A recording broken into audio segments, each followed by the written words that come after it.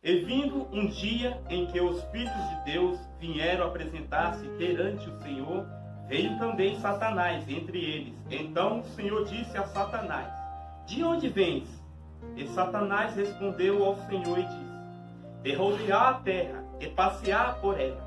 E disse o Senhor a Satanás: observastes tu o meu servo Jó? Porque ninguém há na terra semelhante a ele, homem sincero, reto e temente a Deus, e desvia-se do mal. Então respondeu Satanás ao Senhor e disse: porventura teme Jó a Deus debalde? Porventura não cercastes tu de bens a ele e a sua casa e a tudo quanto tem? A obra de suas mãos abençoastes, e o seu gado está aumentando na terra? Mas estende a mão e toque-lhe em tudo quanto tem, e verás que se não blasfemará a ti. Somente até aqui. Glória seja dada a Deus. A palavra que se inicia fala sobre Jó, que era um homem temente a Deus. O que me chama a atenção nessa palavra é o que esse livro quer nos ensinar. A palavra desse livro vem assim: então o Senhor disse a Satanás. O que o Senhor disse a Satanás? De onde vens? E Satanás respondeu ao Senhor: de rodear a terra. A palavra de Deus fala que o inimigo ele veio somente para matar, roubar e destruir. A palavra hoje já foi encaminhada para nós. Aqui só há concordância. A conclusão da palavra de hoje vai usar todas as passagens que foram ministradas. Porque entenderemos que o inimigo da nossa alma, a palavra de Deus fala que agora a nossa guerra não é contra mais o outro, sim contra a potestade e os principados que dominam. As potestades e os principados são os anjos, os principados são os príncipes dos demônios. Seria Satanás e a legião dos demônios. O sério. O propósito dele é destruir o homem e acusar diante. Ele é o acusador. Satanás significa adversário. O significado de Satanás é adversário. Ele era o anjo, veremos agora. Que o anjo de luz agora é o adversário das nossas almas. Porque temos a honra e a glória de estarmos com Cristo. E ele não terá mais essa honra, porque ele já esteve. Ele esteve ao lado de Deus, a presença de Deus com os anjos, como for administrado. Aonde nem os anjos poderiam ver a face de Deus, mas poderiam o adorar. Só de estar na presença de Deus, eles davam glória, se alegravam na presença de Deus.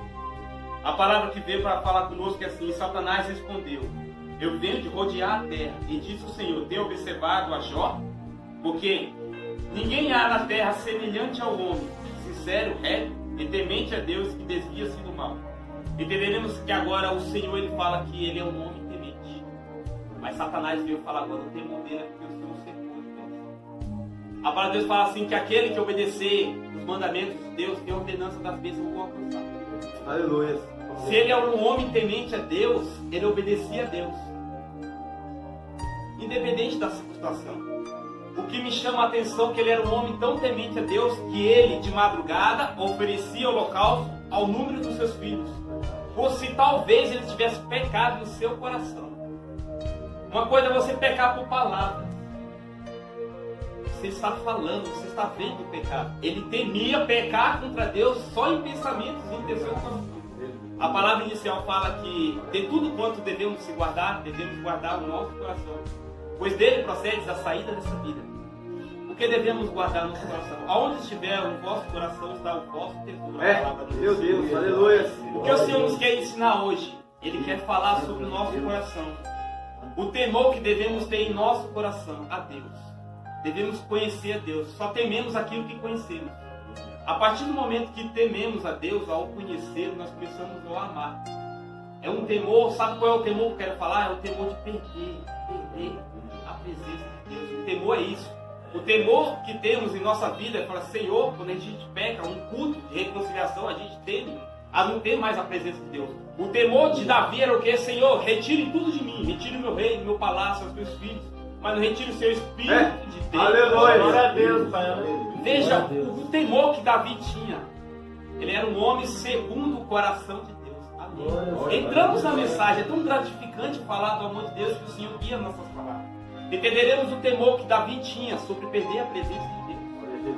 Hoje é o tempo de recebermos a presença de Deus. Porque a palavra de Deus fala que o Espírito de Deus veio para convencer o homem de seus pecados. Todos nós que estamos aqui confessando a Jesus, o Espírito de Deus já está sobre a nossa vida. Se não estivesse sobre a nossa vida, a gente não estaríamos aqui reunidos falando sobre o milagre de Deus e a promessa da vida eterna, pela remissão de nossos pecados. O Senhor veio para trabalhar em nosso coração. Porque o nosso coração é que tem os procedimentos para essa vida. A gente veio entender agora o que aconteceu sobre Jó. O desafio que veio sobre Jó agora era algo espiritual.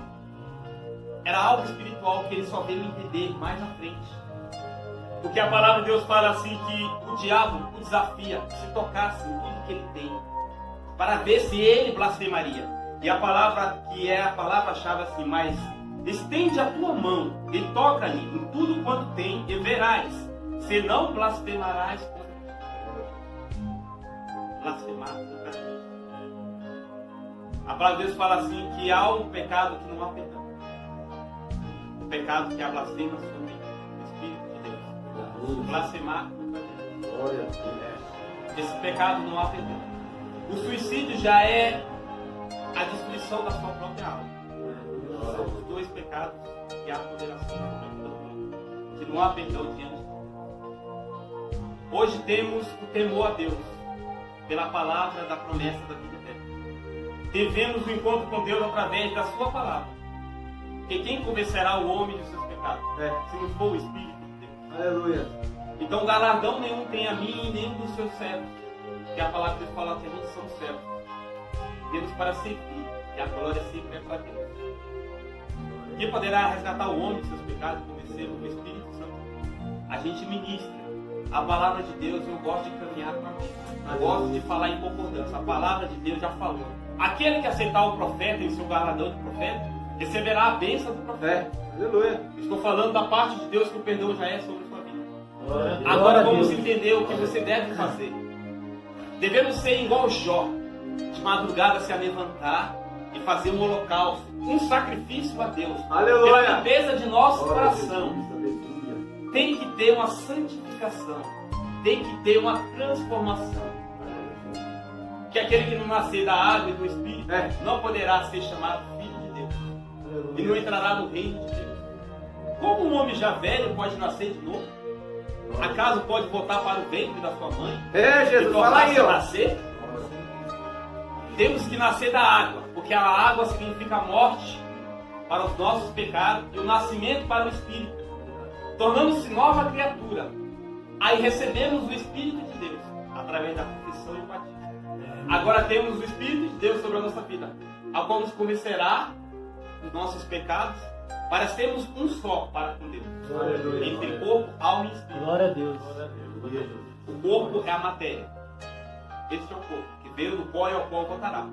A alma é o sopro de Deus. E o Espírito saiu para o pecado. Quem separa entre vós e o vosso Deus são os vossos pecados, então confessai. Chorai e pranteai diante da potente mão do Senhor. E o Senhor ouvirá a vossa voz, sarará a vossa terra.